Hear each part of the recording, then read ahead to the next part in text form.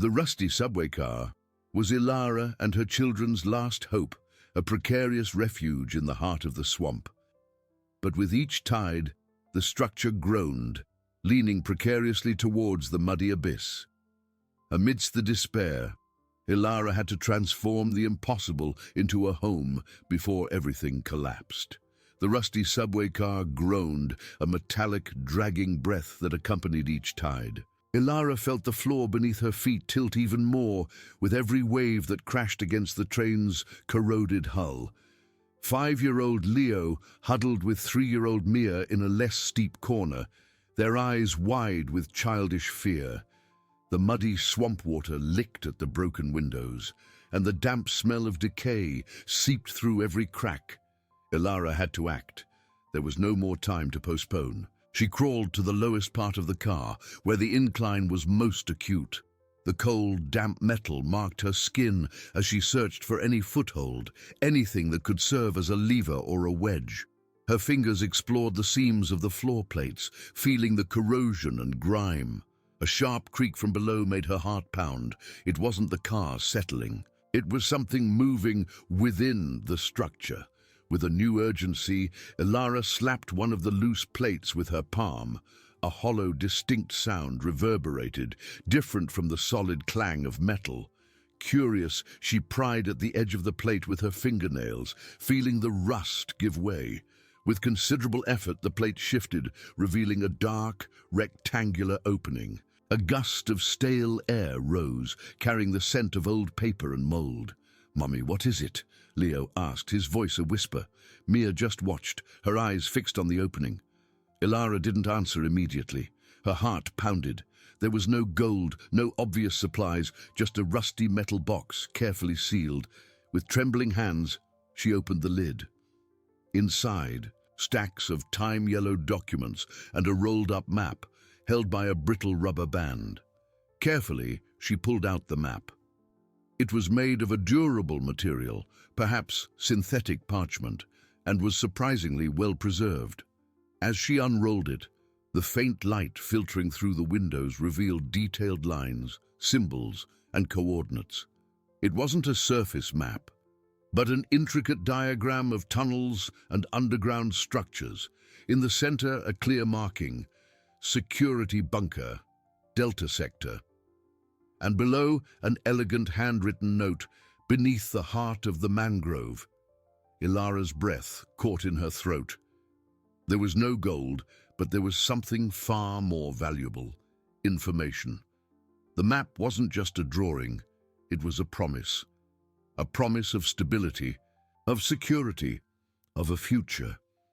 It showed the location of an underground bunker, hidden deep beneath that treacherous swamp, a place that promised supplies and, above all, protection from the outside world and the imminent threat of the submerged car. Her eyes scanned the documents. They were reports, diaries, and maintenance logs, all related to a secret evacuation and survival project. The car, she realized, was not a mere abandoned transport, but part of a complex system of temporary shelters designed to guide survivors to permanent bunkers. A wave of adrenaline coursed through Ilara, replacing despair with fierce determination. The car still groaned, the tide still pushed it towards the abyss, but now there was a new objective. It was no longer about sealing cracks and purifying muddy water in a condemned home. It was about finding that bunker. It was about a journey. She hugged her children tightly. "We're going to make it, my loves," she whispered, her voice thick with emotion and newfound hope. "We're going to find a safe place, a real place." Leo and Mia, sensing the change in their mother's tone, hugged her back, not fully understanding, but trusting in the strength that emanated from her.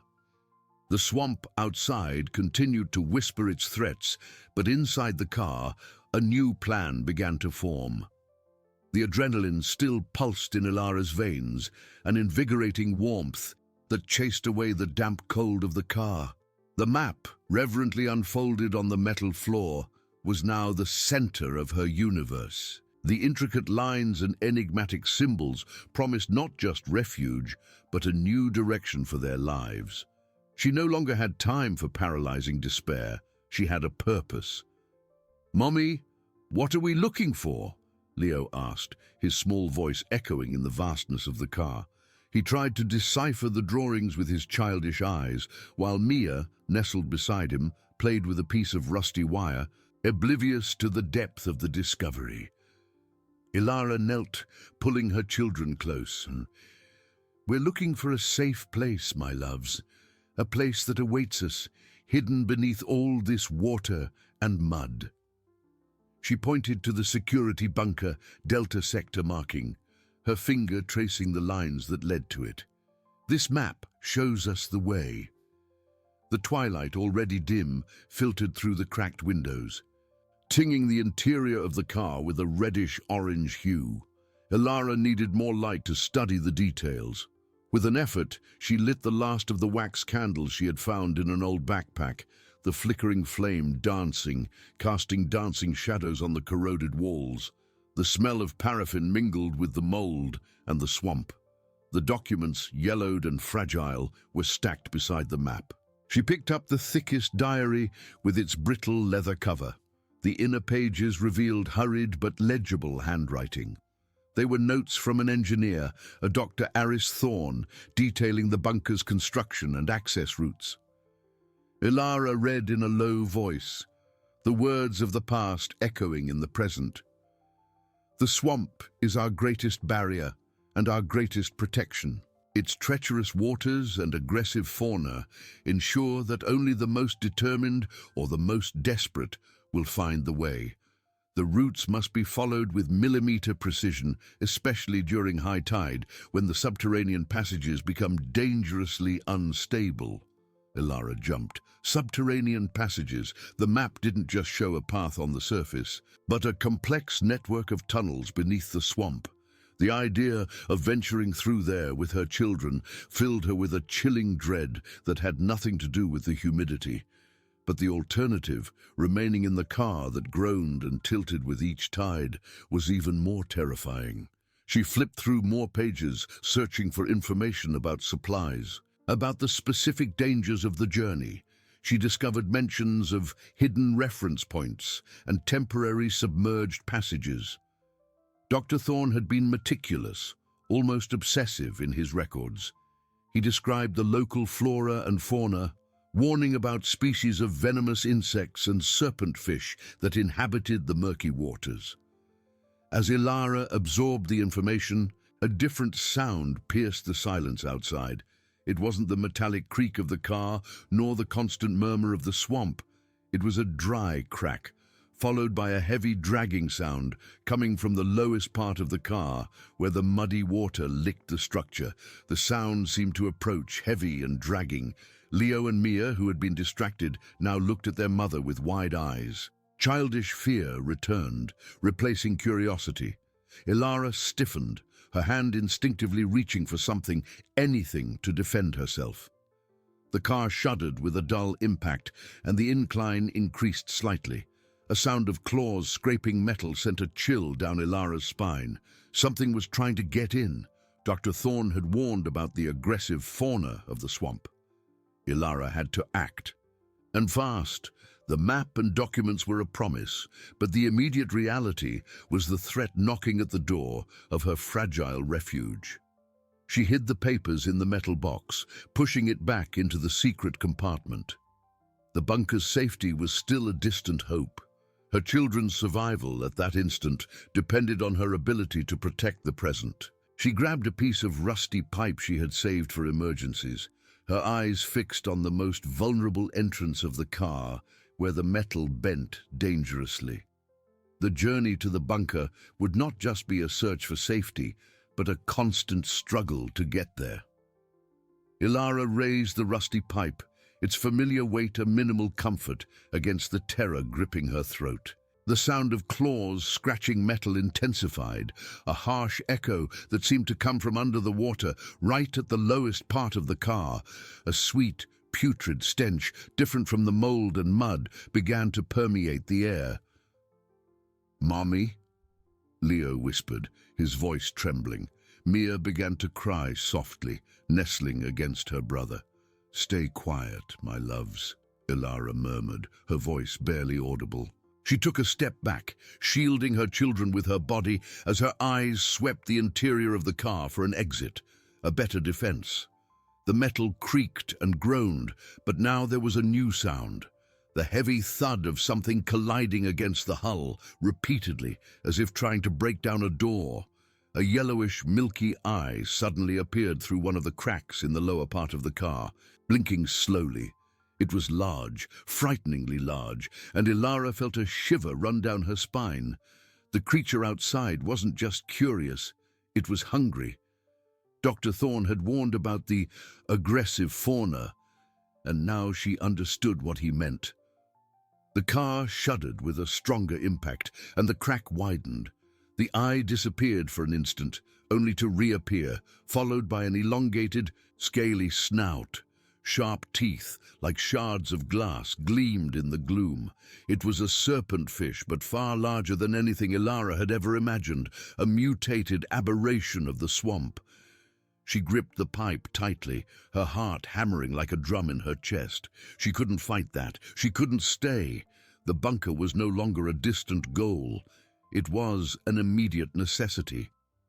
Her mind raced to the map, to Dr. Thorne's notes. Emergency escape routes. She remembered seeing a small marking, a circle with an arrow, at the back of the car, where the incline was less severe, and the water had not yet completely swallowed the structure. It would be risky, but it was their only chance. "Leo, Mia, we need to be very brave now," Ilara said, her voice firm despite the fear. "We're going to the back of the train, very slowly. Stay close to me." The serpent fish struck again, and a piece of rusty metal broke off, falling into the muddy water with a splash. The creature was breaking through. Ilara didn't wait. She pulled her children, one in each hand, and began to crawl towards the rear of the car, where the map indicated an emergency exit. The sloping floor made movement difficult, and every step was a struggle against gravity and fear. The smell of the swamp, now mixed with the creature's breath, became suffocating. She heard the thuds and scratches behind them, getting closer and closer. Leo and Mia cried softly, stumbling over their own feet. "Almost there, my loves, almost there," Ilara repeated more to herself than to them. Finally, they reached the back. There, where the ceiling curved, was a small hatch, almost invisible under the layer of dirt and rust. It was the emergency exit mentioned in Thorne's diary. The swamp water was already knee-high there, but the hatch seemed to be above the waterline for now. With a desperate effort, Ilara pushed the corroded metal lever. It creaked and groaned, stuck by rust, but gave way with a dry snap. A dark hole opened, revealing the darkness of the swamp outside and the strong smell of mangrove and salt water. A final thud resonated from the front of the car, accompanied by the sound of tearing metal. The serpent fish was inside. There was no more time. "Hold on to me with all your strength," Ilara instructed, her voice urgent. She pushed Leo and Mia through the opening, one at a time, helping them squeeze through the tight space. Ilara's body trembled as she forced herself through, the rusty pipe still in her hand. They fell onto a small metal platform, a maintenance walkway that ran along the outside of the car, almost submerged by the tide. The cold, dirty swamp water licked at their ankles. The platform was slippery with slime and moss, and the darkness was almost total, broken only by the faint moonlight peeking through the heavy clouds. The sound of the serpent fish moving inside the car was audible, a heavy, hungry dragging. Ilara knew they had to move. The map. She needed the map. With trembling hands, she opened the secret compartment hatch once more. Reaching inside and grabbing the metal box, time was precious. She closed the compartment and the emergency hatch, knowing it wouldn't hold the creature for long. They were out of the car, but they weren't safe. The swamp was a labyrinth of twisted roots, dark waters, and unknown threats. Ilara opened the box, her fingers finding the map. The moonlight reflected on the detailed lines. The bunker was their only hope. The journey had truly begun. The platform, slippery with slime and moss, barely stayed above the muddy water, which licked at their ankles with a biting cold. The smell of mangrove, decay and salt filled the air, dense and suffocating. From inside the car, a heavy, hungry dragging followed by a wet snap echoed, reminding them of the threat they had left behind. Ilara felt her heart pound erratically against her ribs. The moonlight, faint and intermittent between the heavy clouds, barely illuminated the intricate lines of the map. Ilara had to bring it close to her face, her eyes tense, searching for the first reference point, a symbol that Dr. Thorne had drawn as the ancient tree. It seemed to be a short distance away, in the opposite direction of the car's incline. "We're going there," she whispered, pointing into the darkness of the swamp. "We need to get out of here." Leo and Mia, huddled beside her, trembled. Mia's crying had subsided to muffled sobs, but fear still lingered in her eyes. "The water's cold, Mommy," Leo murmured, his teeth chattering. "I know, my love, but we need to be strong. It's just a little bit." Descending from the platform into the dark swamp water was the first real challenge. The tangle of mangrove roots twisted like snakes, creating an impassable barrier. Ilara needed all her strength to lower Leo first, holding him firmly as he sank waist-deep into the cold, muddy water. Then it was Mia's turn, who stifled a cry as she felt the icy immersion. Ilara descended last, the rusty pipe still firmly gripped, the water reaching her thighs. The ground under the water was treacherous, sinking into pockets of soft mud that tried to suck their feet with every step. The thick silt clung to their legs, making movement difficult. Ilara held the map above the water, shielding it with her body. She tried to follow the dotted lines, but the darkness and the density of the mangrove trees made the task almost impossible. A sharp hiss cut through the air, and Ilara felt something scrape her leg. She jumped, her body on alert, and the rusty pipe rose instinctively. A small mangrove crab with sharp claws and bulging eyes quickly retreated into a hole in the mud. The scare was enough to accelerate her pulse even further.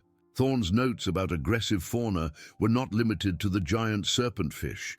They advanced slowly, each step a struggle. The roots rose from the water like skeletal fingers, forcing them to contort and crawl.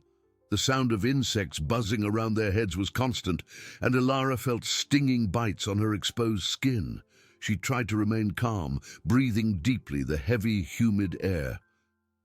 "Mommy, I'm tired," Mia whimpered, her small hand squeezing Ilara's. "I know, my love, but we're almost there. Look there."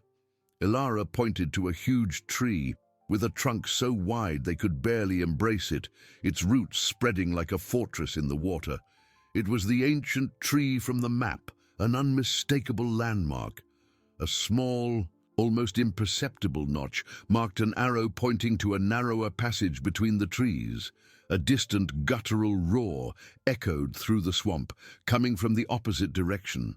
It wasn't the serpentfish, but something larger, wilder. The sound made the hairs on Ilara's neck stand on end. The swamp was alive, and they were intruders.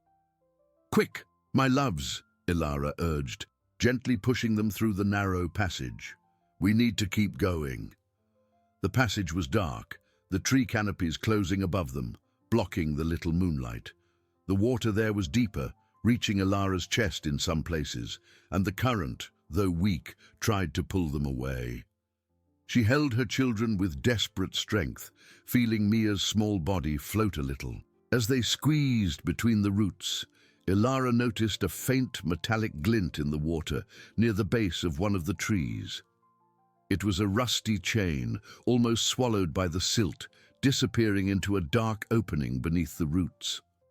The map indicated a temporary submerged passage after the ancient tree. Could this be it? Dr. Thorne had warned about the instability of these passages during high tide. Ilara felt a knot in her throat. The tide was rising. There was no other option. The bunker was right there, if the map was correct. "We'll have to dive," Ilara said, her voice almost a whisper. The thought of taking her children under the dark swamp water, not knowing what awaited them, was terrifying. But the roar repeated, closer this time, and the decision was made for her. The surface was no longer safe. She pressed the metal box against her chest, ensuring the map was secure. "Take a deep breath, my loves. Mommy will hold you." The darkness of the submerged passage awaited them, a promise of safety or a final trap. Ilara took a deep breath, drawing the heavy, humid air into her lungs. And then she dove. The icy swamp water swallowed them, a thick, cold darkness that squeezed their bodies. Leo and Mia held their breath, their small bodies clinging to her tightly, as if they were part of her own being. The rusty chain, slippery under her fingers, guided them downwards into the mouth of the passage. Visibility was almost nil. Ilara saw nothing but indistinct shadows and the bubble of air escaping her mouth. Her ears buzzed with the muffled silence of the water, which was soon broken by the accelerated beat of her own heart. She felt the twisted roots brushing against her face and arms, a living, viscous web that seemed to want to trap them.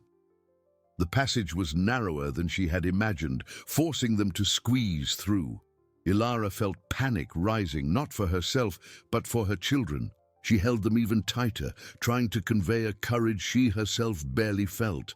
Time stretched, each second underwater feeling like an eternity. Ilara's lungs burned, and she knew Leo's and Mia's must be even worse. She needed to find the exit. With a desperate effort, she propelled her body forward, following the incline of the current. Suddenly, the water pressure lessened slightly, and a faint, greenish light appeared above them. It was a crack, a promise of air. Ilara pushed herself upwards, pulling her children with her. They emerged into a small chamber, the air humid and mouldy, but breathable. Leo and Mia coughed and choked, spitting water, their faces pale and eyes wide. Ilara hugged them tightly, feeling relief invade every fiber of her being. The smell of swamp decay still lingered, but here, mixed with a metallic odor and damp earth. The chamber was small, with rough stone walls and a narrow opening to the swamp behind them, where the current flowed in and out. The water reached their knees, but there was a dry stone platform a few steps away. Ilara helped them up, and they sat, exhausted, against the cold wall. She opened the metal box, the map soaked but still legible. Thorne's notes about the temporary submerged passage were clear. "After the ancient tree, follow the current to the access chamber. Look for the silent guardian." Ilara scanned the chamber with her eyes, looking for anything that resembled a silent guardian. There were some stalactites on the ceiling and stalagmites on the floor, but nothing that looked like a guardian. A low metallic sound resonated from the darkness further into the chamber. It wasn't a roar, but a grinding like old gears. Ilara flinched, the rusty pipe firmly in her hands. "What's that, Mommy?" Mia whispered, her voice trembling. "I don't know, my love, but we need to be careful." Ilara stood up, her muscles aching, and walked slowly towards the source of the sound. The chamber extended into an even darker passage, where the faint light from the surface did not reach. She fumbled along the wall, searching for a switch or a sign. Her fingers found a recess, and then something cold and smooth. It was a lever, covered in slime but clearly artificial. Could it be the silent guardian? Thorne always used metaphors. With a sigh, Ilara pulled the lever. It creaked and groaned, and a dry click echoed through the chamber. The metallic sound in the darkness abruptly ceased. For a moment, nothing happened. Ilara felt a pang of despair. Had she broken something? Then a faint glow appeared in the darkness of the passage. A bluish light, cold and ghostly, began to illuminate the way. It revealed a massive door made of dark, heavy metal embedded in the rock. The door's surface was covered with strange symbols, engraved in bas relief. In the center, there was a small panel with a single slot. "It's the entrance," Ilara murmured, her voice filled with an almost unreal hope. It was more than a door. It looked like a portal to another world. But how to open it? She examined the panel. The slot was narrow, designed for something specific. Her eyes darted to the map again, to Thorn's final notes. The key lies with the legend. Use knowledge, not force. The legend? What did he mean by that? She thought of the metal box, the old documents Dr. Thorn had left behind. Could the key be there? She fumbled inside the box, her fingers brushing against the papers, and finally, something solid and heavy. It was an oval metal medallion with the same symbols engraved on the door. In the center of the medallion, there was a small protrusion that fit perfectly into the slot on the panel. A shiver ran down Ilara's spine. Everything was connected. The car, the map, the bunker, the medallion. Thorn had planned this, had left a path. With trembling hands, she inserted the medallion into the slot. It clicked softly into place. The bluish light on the door intensified, pulsing gently. A low hum filled the air, and the lines of the symbols on the door began to glow. Slowly, with a deep, dragging groan that reverberated throughout the chamber, the massive door began to move. It didn't open outwards, but slid into the rock, revealing a dark, cool passage. The smell of damp earth was replaced by purified, almost sterile air. A narrow corridor stretched into the darkness, and Ilara could feel a gentle breeze coming from within. "It's the bunker," she whispered, more to herself than to the children. The relief was so intense, it almost brought her to her knees. Leo and Mia, still clinging to her, looked at the opening with a mixture of fear and curiosity. "Let's go, my loves," Ilara said, her voice thick with emotion. "We're home." She picked up the rusty pipe, but this time the feeling was not one of despair, but of a new hope. They had arrived. Ilara held her children's hands, the rusty pipe still firm in her other hand, and took the first step into the dark passage. The purified, almost cold air enveloped them like an invisible embrace, washing away the smell of decay and swamp mud. It was a balm for their aching lungs. The bluish light from the door pulsed behind them, but the corridor ahead was an abyss of darkness. A soft sound, like a distant engine, filled the silence. It was a constant, almost imperceptible hum that spoke of energy and life. Ilara squeezed Leo and Mia's hands, feeling their small bodies tremble. "It's okay, my loves," she whispered, her voice still thick with emotion and exhaustion. "We're safe." As they advanced, the bluish light from the door began to dim, and the corridor plunged back into total darkness. Ilara felt a shiver. The door closed behind them with a dull, heavy thud, the sound reverberating through the metal walls. They were inside but also sealed. Then with a soft click and an electrical crackle, a series of cold, white lights flickered on in the corridor ceiling, one after another, illuminating the path. The brightness was an unexpected relief, revealing polished metal walls and a smooth, clean floor. There was no mold or slime, just the promise of a controlled environment. The corridor stretched for a few meters before opening into a circular room. In the center, a sturdy metal table with some swivel chairs. Control panels with blinking lights and dusty screens covered one wall, suggesting a long-abandoned command center. The smell of metal and ozone was predominant, mixed with a hint of dust and time. Mia let out a small gasp of admiration. "Look, Mommy, lights!" Leo, more reserved but with wide eyes, pointed to a heavy door on the opposite side of the room. "What's in there?" Ilara felt a wave of exhaustion hit her, but adrenaline still propelled her. She guided her children to the table, making sure there was no immediate danger. She placed the rusty pipe on the floor, finally allowing herself a deep sigh. "Let's take a look," she replied, trying to keep her voice steady. She approached the control panels. Many of the screens were dead, but some displayed illegible data, numbers and graphs in green and amber tones. One monitor, however, was on, showing a static image of a complex map of what appeared to be the bunker itself, with various sections marked. One of them highlighted in red read, "Living Quarters, East Section." Ilara felt her heart quicken.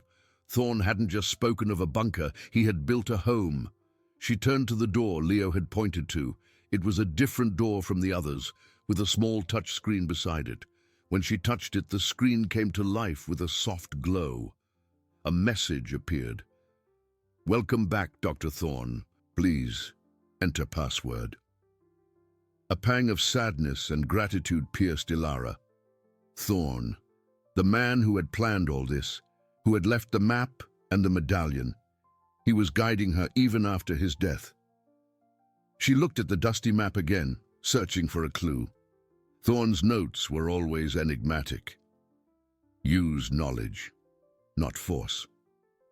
She had used the medallion to open the main door.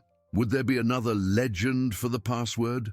Suddenly, her eyes fell on a small data terminal on the central table, almost hidden under a layer of dust. She activated it, and a faint light illuminated a small screen. There was no password there, but a series of files. The first was labeled Logbooks Dr. Thorn. Ilara clicked, and the first entry appeared. It was an audio recording, Dr. Thorn's voice, a little hoarse, but unmistakable. Entry 1, Project Ark, is almost complete. The bunker is operational, life support systems stabilized. The hope is that it will never be necessary, but if it is, if the world out there fails, this will be the seed of a new beginning. Thorn's voice echoed through the chamber, filling the void with his memory. He wasn't just saving himself, he was trying to save humanity, or at least a part of it. She continued to listen, skipping some more technical entries, until one caught her attention. Entry 47. Data protection is paramount. My main password is a tribute to constancy, to the light that never goes out, even in the deepest darkness. The first star to shine on the longest night. Ilara closed her eyes, her mind racing. She remembered one of the loose notes she had found in the car, a scribble by Thorn, a quote from an ancient poem about the morning star, Venus, the first to appear at twilight. Venus, she whispered, typing the letters on the door's touchscreen. The screen flashed, a green light shone, and a soft hum filled the air. The door opened inwards, revealing a more welcoming passage, with carpets on the floor and even cleaner air. Ilara could see glimpses of beds and shelves. "Mommy, what is Venus?" Leo asked, curiosity overcoming fear. "It's a star, my love," Ilara replied, a tired but genuine smile forming on her lips. A very bright star. They had reached the heart of the bunker. The promise of safety, of a future, was there. Before them, waiting. But as Ilara stepped inside, Thorn's voice continued to echo from the terminal, a last entry she hadn't heard. And the second part of the plan. What to do with the seed when it blossoms. That, my friends, is the real challenge. The sound of the recording ceased, leaving Ilara with a new pang of apprehension. There was more. There was always more. Ilara pulled her children into the passage, the purified air enveloping them like an invisible embrace, washing the smell of decay and swamp mud from their memories. The corridor ahead was narrower, with walls lined in a soft grey material and the floor covered by an equally soft carpet, which muffled the sound of their footsteps. The gentle murmur of a ventilation system filled the environment, a sound of controlled life, of filtered clean air. The corridor opened into a larger room, flooded by a soft, yellowish light emanating from ceiling panels, different from the cold illumination of the command center. Here, the smell of metal and ozone gave way to something more comforting, a faint aroma of disinfectant, and strangely, a hint of vanilla. It was a home, a refuge.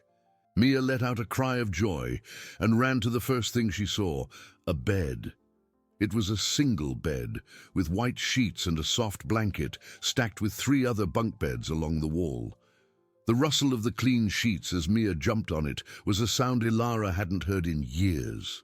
Leo, more reserved but with wide eyes, approached a bookshelf that covered another wall, running his fingers over the colorful spines. "Mummy, look!" Mia shouted, burying her face in the pillow. "It's so soft!" Ilara felt tears well up. It was the first time in a long time she had seen her children express such pure, carefree joy. She dropped the rusty pipe to the floor, finally allowing herself to feel the weight of exhaustion. Her muscles ached, but the pain was now accompanied by overwhelming relief. She explored the room. Besides the beds, there was a small table with chairs, a compact area that seemed to be a kitchen, with a counter, a shiny metal sink, and closed cabinets. Opening one, Ilara found packages of dehydrated food, canned goods, and bottles of purified water. There was even a small refrigerator humming softly, working. It was a miracle. In a separate door, she discovered a complete bathroom, with a shower, a toilet, and a sink, all impeccably clean. Hot water gushed from the faucet with a soft hiss, an almost forgotten sound. Thorn hadn't just built a bunker, he had built a new life, a tangible hope. "Let's eat, my loves," Ilara said, her voice choked, but with a genuine smile. "And then we'll take a bath, a real bath." As her children devoured the dehydrated food with ravenous hunger, Ilara sat at the table, her mind still processing the magnitude of what she had found. Thorn's voice, with his last message, still echoed in her head. And the second part of the plan. That, my friends, is the real challenge. There was more. There was always more. She looked around, searching for something that could give her a clue. Her eyes fell on a small metal box on a shelf, almost imperceptible among some books and tools. It wasn't the box that contained the map and the medallion. This one was different, newer, with a small digital padlock. Next to the box there was a yellowed post-it note held by a magnet. Thorn's handwriting was unmistakable. "Ilara, my dear, if you have made it this far, it means the Ark has fulfilled its first function. The seed is safe, but the seed cannot remain in the soil forever. It needs light, purpose. The key to the blossoming seed is in the guiding star. Use what we have already learned." Ilara felt a shiver. Guiding star? She had already used Venus for the door. Would it be another star? Or something more abstract? The feeling of relief began to be corroded by a growing apprehension. Thorn had not only provided a refuge, he had left a mission, a legacy. She approached the box, touching the digital padlock. 4 digits, the guiding star. Ilara's mind began to race, searching for connections, the legend, the knowledge. Leo, his mouth full of food, looked at her. "Mommy, when can we go out and play?" Ilara looked at the box, then at her children, their faces now fuller, their eyes shining with new hope. The seed. They were the seed. But what did blossom mean? And what would be the real challenge Thorn had mentioned? The safety she so desired was there, but it wasn't passive. There was a greater purpose, an uncertain future waiting to be unveiled. Ilara knew her journey had not ended. In fact, it was just beginning. She knew it was just beginning. But for a brief moment, the urgency dissolved into the undeniable comfort of that new home.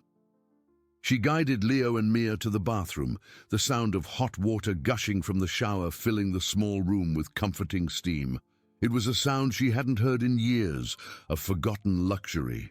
The children's laughter as the warm water washed away the dirt and fear from their small bodies was music to her ears. Ilara helped them wash, feeling the tension in her own shoulders dissipate a little under the promise of a bath for herself. Afterward, with clean, fragrant hair and dressed in clean, soft clothes they found in one of the cabinets. Surprisingly, bunker uniforms in children's sizes. Leo and Mia collapsed onto the beds, exhausted. Mia hugged a dusty teddy bear she found on a shelf, her sleeping face against the soft fabric. Leo, with a storybook in his hands, fought off sleep for a few minutes before his eyes closed. Ilara watched them, a knot of emotion tightening in her throat. The sight of her children safe and sleeping peacefully, without the sound of the swamp or the fear of the tides, was all she could have wished for. With a lighter heart but her mind still agitated, Ilara allowed herself a quick bath. The hot water on her skin was an almost ecstatic sensation, washing away years of grime and despair. She put on a set of clean, simple clothes she found, the soft fabric a blessing against her skin. The smell of soap, of cleanliness, was almost as good as the food, but relief was a fleeting luxury. Thorne's voice and the post-it note from the metal box with the digital padlock continued to echo in her mind. The seed cannot remain in the soil forever. Use what we have already learned. Ilara returned to the bunker's main room, the soft light from the ceiling panels illuminating the consoles and the sealed door. She approached the central table, where the data terminal was still on. Her fingers ran over the dusty keyboard, her mind focused on the search. Thorne had spoken of a guiding star. She had already used Venus for the main door, the first star to shine on the longest night. But what would be the guiding star? She began to leaf through Thorne's logbooks again, skipping the entries she had already read, looking for something she might have overlooked. There were many technical entries, full of scientific jargon and complex calculations that Ilara, a history teacher, could barely understand. But the phrase, "use what we have already learned," propelled her. Her eyes scrutinized the words, searching for any mention of stars, guides, or numbers that could be a 4-digit code. Suddenly, an entry caught her attention, right in the middle of a series of data on system calibration and satellite coordinates. Entry 108, final calibration of the autonomous navigation system. The guiding star for the new trajectory is Polaris, with its fixed azimuth. The orbital stabilization index, crucial for long-term projection, was set as 0412. Ilara felt a shiver. Polaris, the North Star, the star that guides, that points the way. And there, in bold, the number 042. 4 digits. It was Thorne's guiding star, hidden in his scientific calculations. With her heart pounding, Ilara returned to the living quarters. The small metal box rested on the shelf, the digital padlock waiting. She touched the cold screen, and the digits appeared. Hesitating for an instant, she typed 0412. A soft click and an electronic hum filled the silence. The green light flashed, and the padlock opened. Ilara lifted the lid of the box. Inside there was no gold or jewels, but something far more valuable. An elegant, metallic tablet pulsing with a soft energy. Beside it, a small cylindrical device. Ilara picked up the tablet. The screen lit up with a bluish glow, and a message appeared. "Welcome, Ilara. This is the beginning." She touched the screen, and a clean interface appeared. There was only one icon. Final message. Dr. Thorne. Ilara clicked, and the cylindrical device next to the tablet began to vibrate. A faint light emanated from it, projecting a holographic image into the air above the box. Thorne's figure materialized, translucent and ethereal, but unmistakable. He looked older than Ilara remembered, with lines of fatigue etched on his face, but his eyes still shone with unwavering determination. "Ilara." Thorne's voice, a little hoarser than in previous recordings, echoed through the room. "If you are seeing this, then fate has united us in a way I both hoped for and feared. The bunker is more than a refuge. It is an ark. But an ark cannot float forever in a sea of uncertainties. There are others, other bunkers, other seeds. You are the first to be activated. Your mission, should you accept it, is to find them. The map you have is just the beginning.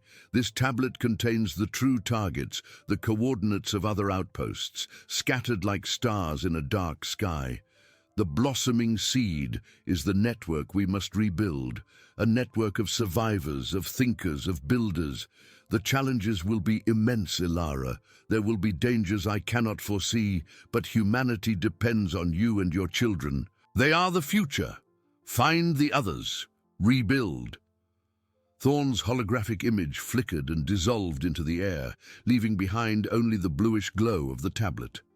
Ilara looked at the device in her hands, and then at her sleeping children. The promise of safety had transformed into a mission that seemed greater than she could bear. The stillness of the bunker, once a balm, now seemed filled with the weight of responsibility. She was not just a mother trying to protect her children. She was a guardian of an uncertain future, the first piece in a puzzle of reconstruction. The world outside was a devastated swamp, but Thorn had left a path, a guide, a purpose. Safety was there, yes, but the real challenge, as he had said, was just beginning. Ilara remained motionless for a long moment, the cold tablet in her hands, the bluish glow of the screen illuminating her pale face. The echo of Thorn's voice still resonated in the air, filling the bunker's silence with a monumental command. The promise of a sanctuary, of a safe haven for her children, had transformed into a call to action, a responsibility that felt overwhelming. Her eyes moved from the sleeping faces of Leo and Mia, serene and innocent in their slumber, to the tablet screen. They were the seed, and now she was the gardener, tasked with not only protecting them, but making them blossom, rebuilding a world from the ashes. A pang of resentment shot through Ilara. Thorn, even in death, continued to dictate her destiny. He had built this ark, yes, but with it, he had woven a web of expectations and dangers she had not asked for. It was too heavy a burden for a woman who only wanted peace for her family. But looking again at her children, the anger dissolved into a cold determination. They were the purpose. If there was a chance for a real future, for a world where they could live without constant fear, she would have to accept it. Ilara sat on the edge of Mia's bed, the tablet in her lap. The interface was intuitive. There was an interactive map of what appeared to be an entire hemisphere, dotted with small, glowing icons. Each icon, she presumed, represented one of the outposts or arcs Thorn had mentioned. She touched one of the points closest to her current location.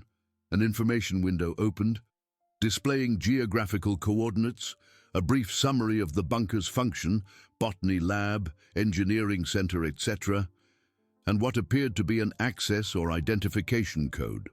The screen also showed an estimated risk for each route, based on data that seemed outdated, but still provided an idea of the external landscape.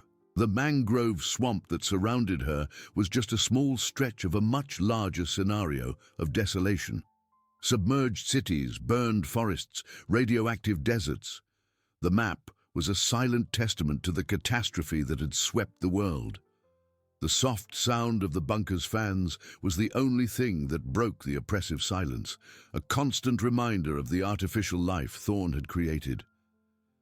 "Rebuild," Thorn had said. But how? She was a history teacher, not an explorer or a leader of a new civilization. The magnitude of the task made her feel small and insignificant. What did she know about navigating by coordinates, about dealing with the dangers of a post-apocalyptic world? Ilara took a deep breath, trying to calm her racing heart. She needed a plan, a strategy. First, she needed to understand everything Thorn had left. The tablet contained more than just coordinates. There were sections on contact protocols, survival resources, and network history. She opened the network history section. It was a digital diary detailing the formation of the bunker network, the purpose of each, the scientists and thinkers who had inhabited them. Thorn was not the only visionary. He was part of a collective. A specific entry caught her attention. The main arc, designated Eden, is the central point of the network. Located deep within an ancient mountain range, it is the repository of all knowledge and the most advanced technologies. It contains the genetic seed bank and the records of humanity. Its location is the most protected and will only be revealed when the network is strong enough to defend and utilize it. Eden, the main arc. The idea of a place that held the knowledge and seeds of life filled her with new hope, but also a new layer of concern. If there was an Eden, there would be those who coveted it. And Thorn had said that the location would only be revealed when the network was sufficiently strong. This meant that her mission was not just to find others, but to unite them, to strengthen them. Ilara spent the night awake, immersed in the tablet's information. She learned about the long-range communication systems the bunkers possessed, about the supply routes Thorn had planned, and about the biological and environmental dangers that awaited outside. The mangrove swamp, with its creatures and tides, seemed almost harmless compared to what the world had become. The soft sound of the tablet's alarm, indicating dawn, brought her back to reality. The sun had not yet penetrated the bunker, but the internal clock marked the beginning of a new day. Leo and Mia would soon wake up, and she would have to be strong for them. She couldn't show the fear she felt.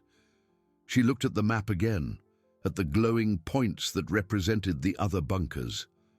The closest, about 500 kilometers away, was a climate monitoring post, located on an ancient island that, according to the data, had become a rocky desert. The travel risk was high, but not impossible. Ilara closed her eyes for an instant, Thorn's image lingering in her mind. It needs light, purpose. The passive safety of the bunker was a temporary luxury. Her children deserved more than a hidden life. They deserved a future, and that future was out there, waiting to be built. With renewed determination, Ilara stood up. She was not a heroine, but she was a mother. And a mother would do anything to protect her children, even if it meant becoming the guardian of an uncertain future. Her journey had not ended in the bunker. She was just beginning to unravel the true purpose of her survival. The world was a swamp of ruins, but in her hands she held a map to the stars. The bluish glow of the tablet still pulsed in Ilara's hands, but the exhaustion of the sleepless night weighed on her shoulders. The sun, invisible behind the bunker's concrete walls, began to warm the outside world, and with it, the stirrings of her children's life approached. She put the device back in the metal box, closing the digital padlock with a soft click, as if sealing not just an object, but the weight of the responsibility it carried. A lazy yawn came from the corner of the room. Leo stretched in his makeshift bed, his eyes still heavy with sleep. Mia, beside him, murmured something unintelligible and turned over, nestling deeper into the blankets. Ilara watched them, her heart aching, with a mixture of overwhelming love and the harsh reality of the mission Thorn had imposed on her. They were her everything, the reason for every beat of her heart, and now the reason to face a shattered world. "Good morning, my loves," she whispered, her voice a little hoarse from lack of sleep. Leo sat up, rubbing his eyes. "Mommy, is it morning already? Can I have yesterday's bread?" The normalcy of Leo's question was both a balm and a torture. Ilara smiled, a smile that didn't reach her eyes. "Of course, my love. Let's have breakfast." As she prepared the small meal with the bunker's limited supplies, dry bread and purified water, Ilara mentally reviewed the information from the tablet. The main arc, Eden, was the ultimate goal, but the first step was the climate monitoring post, 500 kilometers away. 500 kilometers in a destroyed world. The idea was daunting. After breakfast, with her children entertained by some old toys Thorn had left, Ilara felt the urgency to act. She needed to start unraveling the bunker's mysteries to understand its tools and capabilities. The Contact Protocols section on the tablet called to her. It was the link, the bridge to what Thorne called the network. She picked up the tablet again, the screen lighting up with its familiar glow. She navigated to the communications section. The bunker map, also detailed on the device, indicated a communications room on the lowest level near the power generators. "Stay here and play, my loves," Ilara said, her voice trying to sound lighter than she felt. "Mummy's going to explore a little. I'll be right back." Leo nodded, focused on building a tower with wooden blocks. Mia, with her curious gaze, just watched her mother walk away. Ilara descended the spiral staircase, the sound of her footsteps echoing in the concrete silence. The air on the lower level was colder and heavy with the metallic smell of machinery. The communications room was compact, filled with control panels, dusty screens, and a swivel chair in front of a main console. With a sigh, Ilara sat down. The console's interface was complex, but the tablet provided a detailed guide. She followed the instructions, touching virtual buttons, watching lights illuminate on physical panels. A low hum began to fill the room, growing to a constant murmur as the power systems were redirected. The main console screen flickered and came to life, displaying a three-dimensional map of the planet. Small glowing dots marked the known bunkers, including hers. A network status section showed most of the other points as inactive or disconnected. Only hers and one other, very distant, seemed to have some activity, although the other was in standby mode. Ilara followed the instructions to try sending a test signal. She typed a sequence of characters, an identification code Thorne had left. A loud click resonated through the room, followed by a series of electronic beeps. In the center of the screen, a message appeared. "Test signal sent, awaiting response."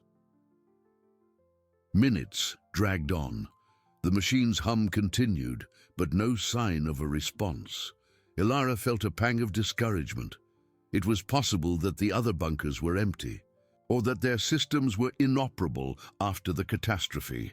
Thorne had warned about the challenges. Suddenly, static filled the room, a sharp hiss that made Ilara flinch. The screen flickered, and a small signal received icon appeared, followed by an identification number different from hers. It was a weak signal, almost inaudible, but it was there. "Someone's out there," she murmured. Her voice filled with new hope. The signal was intermittent, distorted by noise, but it persisted. Ilara tried to decode it, following the tablet's instructions, but the message was corrupted, fragmented. She could distinguish a few scattered words. Danger. South. Needs. Help. Ilara's heart pounded. It wasn't just a test, it was a plea. The signal came from one of the closest bunkers, the climate monitoring post, which she had identified on the tablet. The travel risk was high, but now there was a voice, however faint, crying for help. She was not just a guardian of an uncertain future. She was the only hope for someone who might be in trouble. The bunker's quiet, once a refuge, now felt suffocating. The world outside was a swamp of ruins, but somewhere a seed of hope had just sent a whisper. Ilara knew she couldn't ignore it. Her journey was about to become much more real. The static hiss of the signal, however faint, was a cry for help echoing in Ilara's mind. She couldn't ignore it, not after all Thorne had revealed, not after the responsibility he had placed in her hands. Ilara leaned over the console, her eyes fixed on the screen. The signal received icon flickered intermittently, like a faint heart beating in the darkness. She tried again to decode the message, adjusting the frequency and noise filtering parameters according to the tablet's instructions. The hiss lessened slightly, and the words became a little clearer, though still fragmented. Imminent danger. South. Resources. Depleting. We need help. The urgency was palpable, cutting through the dense air of the communications room. The signal came from the climate monitoring post, 500 kilometers away in a rocky desert. 500 kilometers. The magnitude of the journey hit her with the force of a wave. How would she do that with Leo and Mia? She stood up from the chair, her mind in a whirl. The bunker's safety was a luxury, but it was a luxury her children enjoyed. Taking them into the unknown, into a hostile desert, was a decision that weighed on her soul. But what if it was the only path to the main ark, to Eden? And what if this person or people at the climate monitoring post were part of the network Thorn wanted to rebuild? Ilara climbed the spiral stairs, the sound of her own footsteps muffled by the frantic pace of her heart. She found Leo and Mia still playing, their innocent laughter contrasting brutally with the gravity of the situation. "Mommy, you took a long time," Leo exclaimed, stacking a crooked block on top of another. Ilara knelt, hugging both children tightly, inhaling the sweet scent of their hair. "I was busy, my loves, but now Mommy needs to talk to you." She tried to keep her voice steady, but a subtle tremor betrayed her. "We're going to have to leave the bunker." Mia's eyes widened. "Leave? Where to?" "On a great adventure," Ilara began, trying to frame the situation as positively as possible. "There are other people out there, and they need our help, and maybe they can help us find an even better place to live." Leo, more pragmatic, frowned. "But it's dangerous out there, Mommy." "You said so." "It is, my love. It's dangerous," she admitted. "But we're going to prepare. Uncle Thorn left us many tools and information to be safe, and we're going together, always together." The decision was made. There was no turning back. The seed of hope Thorn had planted in her had germinated, now driven by a sense of urgency and compassion. Ilara spent the next few hours immersed in the survival resources and supply routes sections of the tablet. Thorn had foreseen the need for travel. The bunker was not just a hiding place, but a starting point. There was a small amphibious vehicle, camouflaged and hidden in a submerged dock under the bunker, accessible by a secret tunnel. It was solar-powered and had limited autonomy, but enough to cross the swamp and take them to a synthetic fuel refueling point Thorn had mapped. From there, the terrain would become drier, requiring another type of transport, perhaps a terrestrial vehicle he had also hidden. The list of supplies to pack was extensive: purified water, high-energy rations, first aid kits, detailed maps, navigation tools, and even some more resistant clothing and protective gear against the elements. Ilara needed to be methodical. She couldn't forget anything. As she organized the items, she thought about the person who had sent the signal. Who could it be? A scientist, a solitary survivor, the possibility of finding another living soul, an ally amidst the desolation, was a ray of light in the darkness. Mia approached, holding a small teddy bear she had found. "Mommy, can Teddy come with us on the adventure?" Ilara smiled, a genuine smile this time. "Of course, my love. Teddy will be our travel companion." Night fell, but Ilara didn't sleep. She continued her preparations, her mind racing with every detail. The amphibious vehicle needed to be inspected, the navigation systems tested. She studied the topographical maps, alternative routes, potential dangers. The rocky desert of the climate monitoring post was described as a place of biting winds and extreme temperatures, with little to no vegetation. The sound of the tablet's alarm, indicating dawn, brought her back to reality once more. The sun began to filter through the bunker's cracks, painting the concrete with golden hues. Leo and Mia would soon wake up, and the journey would begin. Ilara looked at the small secret compartment where Thorn's map and documents had been found, the place that had changed everything. She was no longer the frightened history teacher, but a mother with a mission, a guardian of an uncertain future, and now a potential savior. The world was a swamp of ruins, but in her hands she held a map to the stars, and an urgent reason to start following that map. The adventure she had promised her children was about to become the most challenging reality of their lives. The first ray of sun brought no warmth, but a chilling urgency that coursed through Ilara. She watched Leo and Mia stretch, their eyes slowly opening to the faint light filtering through the bunker's cracks. The time for preparation was over. "Good morning, my adventurers," she said, forcing a smile that didn't reach her tired eyes. "Ready for our great journey?" Leo, still sleepy, yawned. "Already?" "Yes, my love." "Teddy's ready," Mia replied, hugging the toy tightly. While the children ate the high-energy rations Ilara had prepared, she did a final check of the supplies. Each backpack was organized with military precision, each item with its purpose. Thorn's tablet, now an indispensable guide, was clipped to her belt. "Let's go, children," Ilara called, her heart pounding with a mixture of fear and excitement. "The way is this way." She guided them to a less explored section of the bunker, where a camouflaged metal door revealed a steep staircase descending into the damp darkness. The smell of stagnant water and algae filled the air.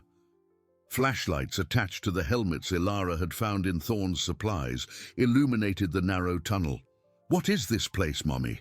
Mia asked, her voice echoing. "It's the way to our boat, my love," Ilara replied, helping Leo down a slippery step. The tunnel opened into a larger, partially submerged chamber. The dark, almost black water reflected the flashlight beams.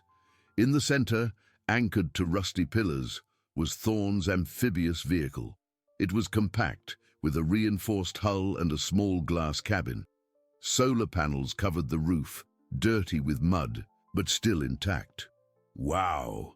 Leo exclaimed, his eyes shining. "It's a submarine!" "Almost, my love," Ilara smiled.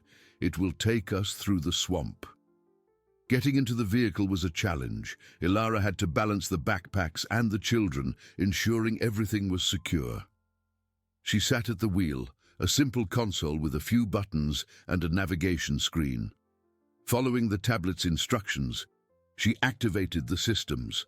An electric hum filled the cabin, and the submerged propellers began to spin, pushing the water. With a gentle jolt, the vehicle moved away from the dock. Ilara guided it through a submerged, dark and claustrophobic tunnel that opened into the mangrove swamp. Daylight, filtered by the dense foliage, painted the environment with greenish and yellowish hues. The air was thick, heavy with the smell of damp earth and decaying vegetation.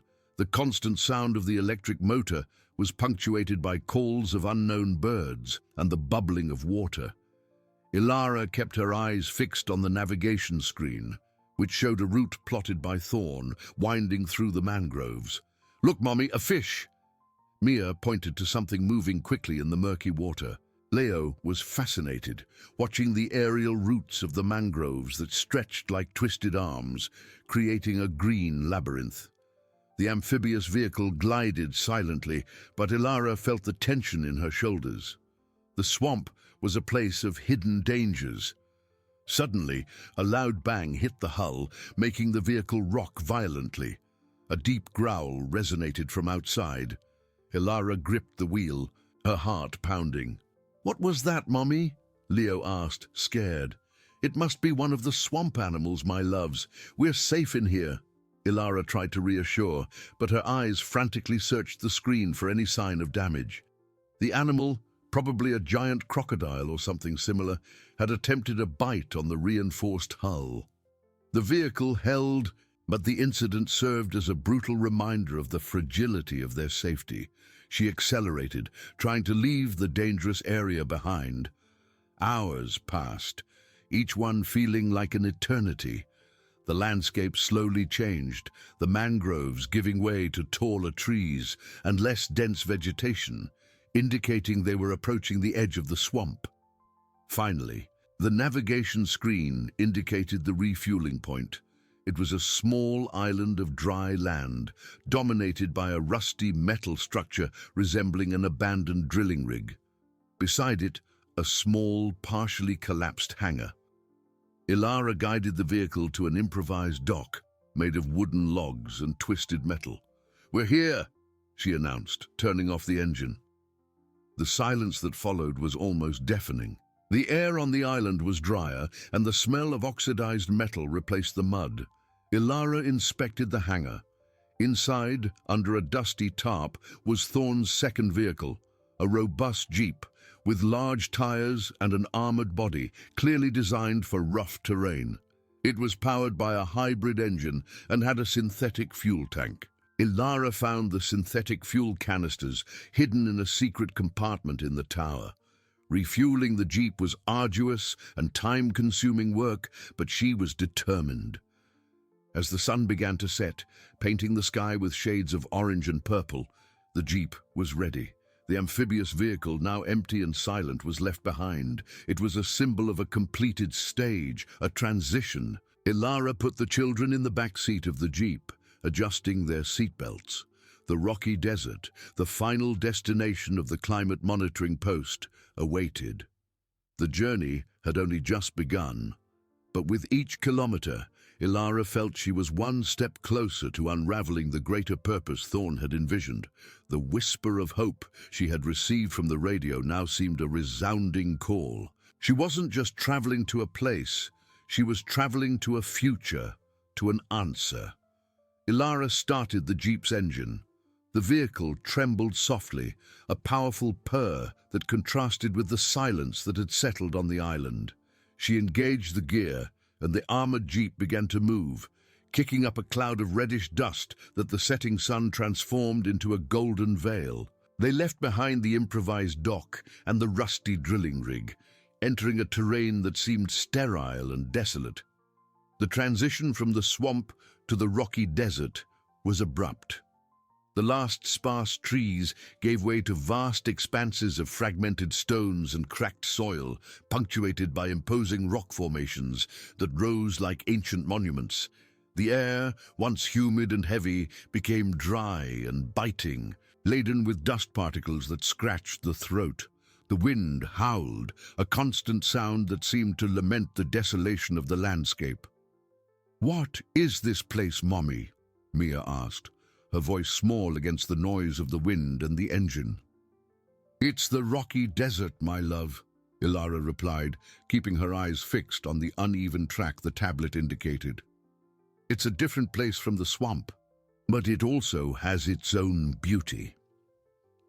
She tried to inject a tone of optimism into her voice, but the relentless landscape weighed on her. Leo was silent, his eyes fixed on the window, watching the shadows dance over the rocks as the sun bid farewell. The vastness of the place was overwhelming, and the sense of isolation palpable. Hours dragged on. Night fell completely, and the only lights were the jeep's headlights, which cut through the darkness, revealing an endless path of rocks and sand. The temperature plummeted, and Ilara turned on the vehicle's heater, thanking Thorne for his foresight.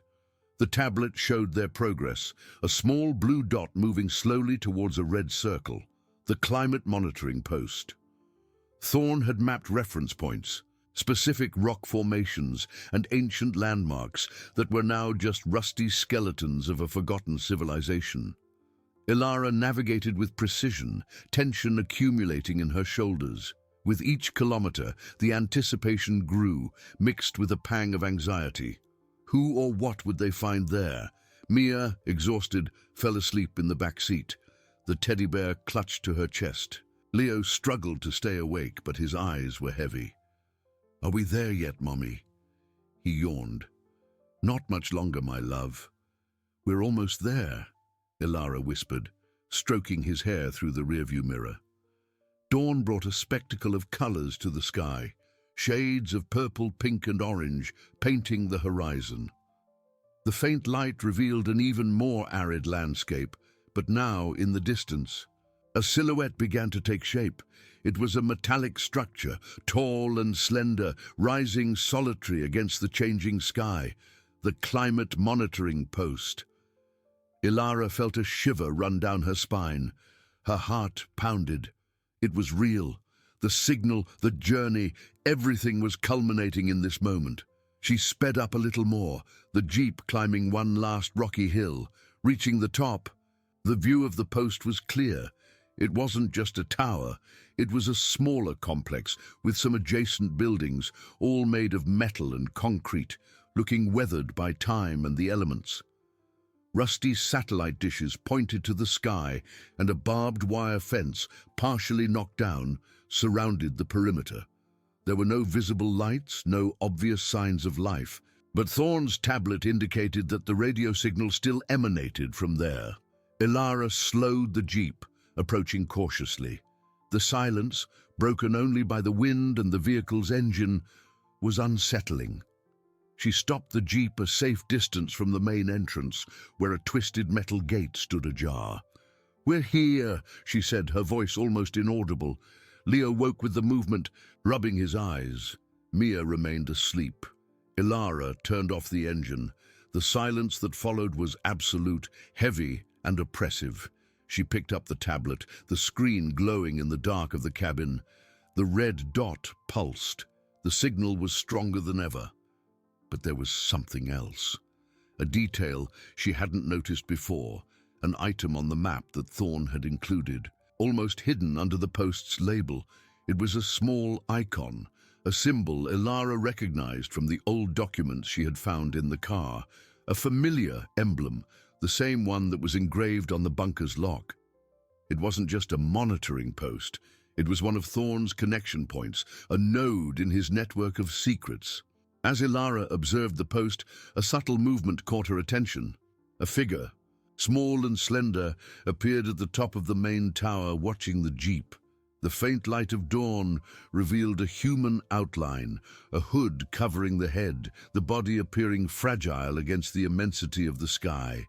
The figure did not wave, made no sound, just watched. The air inside the jeep became dense. The one who sent the signal was there, and was waiting. Heavy, laden with the expectation and fear Ilara felt. The figure at the top of the tower, a shadow against the sunrise, remained motionless, a silent enigma. Ilara gripped the steering wheel, her heart pounding in her chest. She couldn't risk Leo and Mia's safety. With a sigh, she picked up the communication radio from the tablet. "Who's there?" she projected, her voice resonating a little hoarsely through the speaker. The wind howled in response, and the figure did not move. The silence stretched, heavy. Suddenly, a low crackle broke the radio's silence. A voice, calm and feminine but marked by time, filled the cabin. "Ilara, is that you?" Ilara froze. The voice was familiar somehow, but she couldn't place it. "Yes. Who are you? How do you know my name?" A moment of pause, and then the voice continued, now with a tone of relief. "I'm Anya, one of Thorne's colleagues. I was waiting for you. He told me you would come." Anya. The name resonated in Ilara's memory, an echo from Thorne's documents.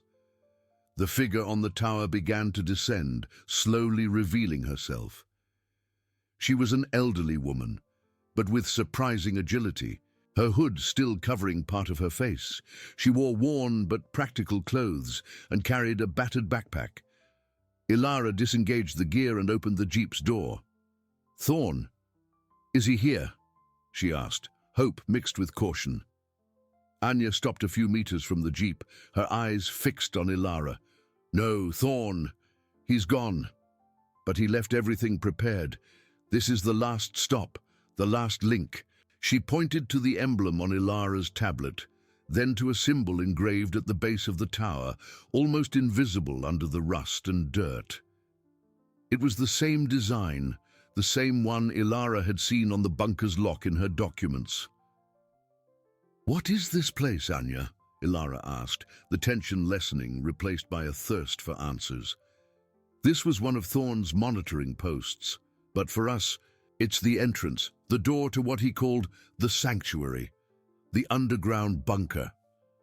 Anya approached, and Ilara could see the wisdom and weariness in the woman's eyes.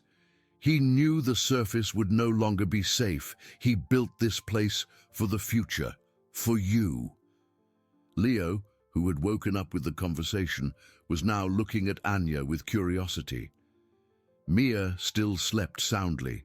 Oblivious to the revelation, Anya guided Ilara to one of the adjacent buildings at the foot of the tower. The heavy, rusty metal door concealed a steel hatch. With a code, Anya entered into a hidden panel. The hatch opened with a hydraulic hiss, revealing a dark staircase descending into the depths. "Come," Anya said, gesturing to Ilara and the children. "Down there's fresh air, clean water and food, and a new beginning." Ilara looked at the darkness of the opening, then at the rising sun that painted the desert with golden and reddish hues. She had traveled an unimaginable path, from the submerged subway car to this arid desert, guided by a map and a promise. With Mia asleep in her arms and Leo holding her hand, Ilara descended the steps, the sound of their footsteps echoing in the confined space. The smell of fresh air and sterilized metal filled their nostrils, a welcome change from the dusty air of the surface. At the bottom of the stairs, a corridor lit by soft LED lights stretched out. The walls were smooth concrete, and the air was cool and clean. The feeling of safety was almost palpable, a stark contrast to the dangers they had faced. Anya indicated a door. "This is your new home for now." Thorn thought of everything. Ilara entered the compartment. It was a simple but functional space with neatly made beds, a small kitchen and a bathroom. But what impressed her most was the virtual window on the wall, projecting a serene image of a green field under a blue sky, a world they had lost. She gently placed Mia on one of the beds and turned to Leo, who was wide-eyed.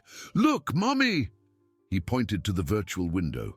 Ilara knelt, hugging her son tightly. Tears welled up in her eyes, not from sadness, but from overwhelming relief. They had arrived. They were safe. Anya watched from the doorway, a gentle smile on her lips. Thorn believed humanity would always find a way. He believed in you, Ilara, and now it's your turn to build that future. Ilara looked at Mia's sleeping face, at the wonder in Leo's eyes, and at the promise of that safe space. The journey had been long and brutal, but every step, every sacrifice had been worth it. Thorn's bunker was not just a refuge. It was a seed, a place where hope could finally blossom, a new beginning for her small family, and perhaps for the world. The radio's whisper had become a symphony of possibilities.